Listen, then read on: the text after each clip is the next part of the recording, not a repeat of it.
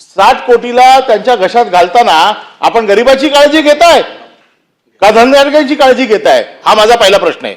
माझा दुसरा प्रश्न असा आहे की जे विरोधी पक्षनेत्यांनी सांगितलं की MPID कोर्टाने ज्या वेळेला प्राधिकृत केलं एखाद्या अधिकाऱ्याला की पुढची कारवाई तुम्ही करायची आणि ज्या वेळेला हे टेंडर काढलं गेलं, हे टेंडर रिंग केलं गेलं, 5-5, 10-10 लाखाच्या फरकाने सगळ्यांनी भरलेले आहेत.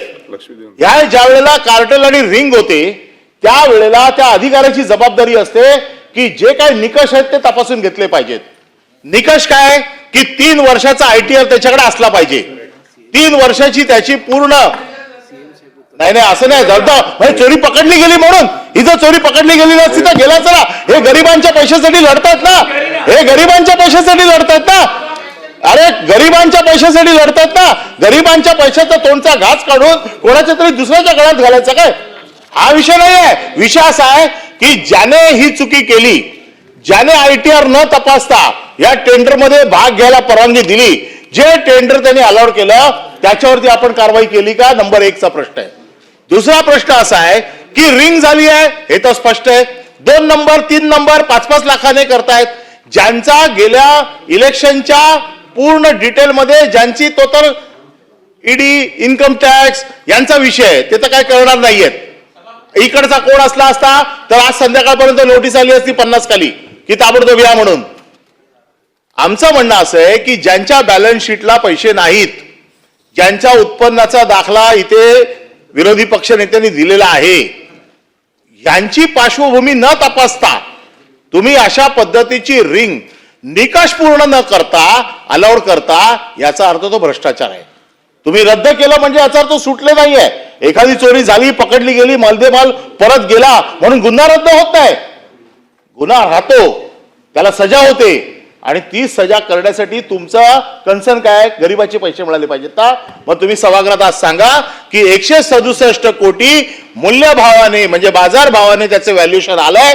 तुमच्या नवीन बिडची मिनिमम क्रायटेरिया हा 137 कोटी रुपये असला पाहिजे आणि जे रिंग मध्ये येतील यांची कडक तपासणी होऊन हे हॉटेल जर त्या किमतीच्या वरती गेलं किंवा त्या किमतीच्या पार गेलं तर तुमचा गरिबांचा प्रश्न सुटणार आहे. आणि म्हणून तुम्ही सभागृहामध्ये आज गरिबांची बाजू मांडलेली आहे. तर गरिबांना न्याय देण्यासाठी तुम्ही जी मूळ किंमत त्याची आहे ती तुम्ही वसूल करणार का? आणि ज्याने हे काम केलं, ज्याने ही रिंग अलाउड केली त्याच्यावरती तुम्ही काय कारवाई करणार?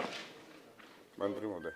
सभापती महोदय, मी आधीच सांगितलं माननीय विरोधी पक्षनेते आणि अनिल परब साहेब की 75 कोटी रुपये 2018चं व्हॅल्युएशन होतं आणि 2018चं व्हॅल्युएशन जे 6 वेळा लिलाव झाल्यावरही एकही व्यक्ती त्या ठिकाणी कोणी त्या लिलाव प्रक्रियेत आला नाही. याच्यापेक्षा याच्यापूर्वी याच्या दुसऱ्या कंपन्या सुद्धा ह्या नवीन कंपन्या आल्या आहेत, पण यापेक्षा अनेक कंपन्या आल्या होत्या या 6 निविदेमध्ये. तेव्हा कुणी हे त्या किमतीत घ्यायला तयार नाही 75 कोटीमध्ये. म्हणून आमच्या जे काही प्राधिकारी आहेत, सक्षम प्राधिकारी EDO, त्यांनी ती किंमत ठेवली. खरं तर 2025चं व्हॅल्युएशन काढलं, म्हणजे 2018चं व्हॅल्युएशन यायला कोणी तयार नाही. तर 2025च्या व्हॅल्युएशनला मला वाटतं हाही प्रयत्न करून बघू आपण, तो करायला अडचण नाही आहे. पण आपल्याला या ठिकाणी जे मेरिट आहे टेंडरचे ते पुन्हा मेरिट कायम ठेवून विरोधी पक्षनेते हे या टेंडरचे जे मेरिट आहे, जे काही तुम्हाला वाटतं 2 कंडिशन वाढल्या पाहिजे, आपण पुन्हा 2 कंडिशन वाढवू, सॉल्व्हन्सीची सर्टिफिकेटची कंडिशन वाढवू, पुन्हा कळकटी करू. कळकटी टाकण्यामध्ये काही अडचण नाही शासनाची. यामध्ये अजून 2 कंडिशन वाढवून देऊ, मेरिटवर झालं पाहिजे. मी या मताही सहमत आहे की आमच्या सक्षम प्राधिकाऱ्यांनी मेरिटवर करू.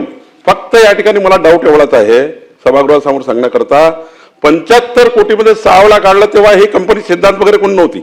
यापूर्वी अनेक कंपन्या मोठ्या मोठ्या आल्या होत्या आणि चांगल्या नामांकित कंपन्या आल्या होत्या, त्यांनी घेतलं नाही. मला असं वाटतं की आपण 2025चं व्हॅल्युएशन पुन्हा करू, पुन्हा प्रयत्न करू, कंडिशन चांगल्या ठेवू. पण आत्ता माझं या ठिकाणी सभागृह हेच सांगत आहे की या ठिकाणी निविदा प्रक्रिया रद्द झाली आहे, कोणताही घोटाळा झाला नाही. फक्त 6600 लोकांना नाही अनिल पवार साहेब नाही ती रद्द प्रक्रिया रद्द झाली, प्रक्रिया झाली असती. माझं एवढंच म्हणणं आहे की प्रक्रिया नाही घोटाळा झाला म्हणून असं आहे.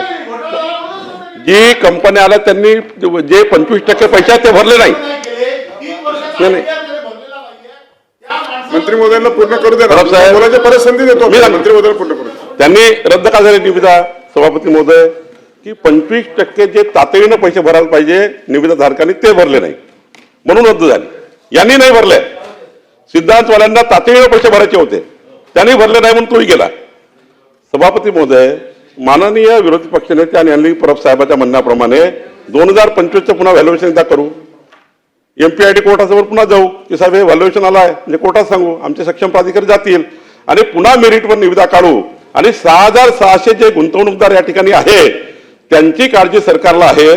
ते जे काही पैसे या ठिकाणी या विट्स हॉटेलमध्ये येतील ते 6,600 जे या ठिकाणी ज्यांचे शेअर आहे, ज्यांनी या कंपनीमध्ये शेअर दिला धनदाला, ते या ठिकाणी त्या गरीब माणसाचे पैसे मिळाले पाहिजे.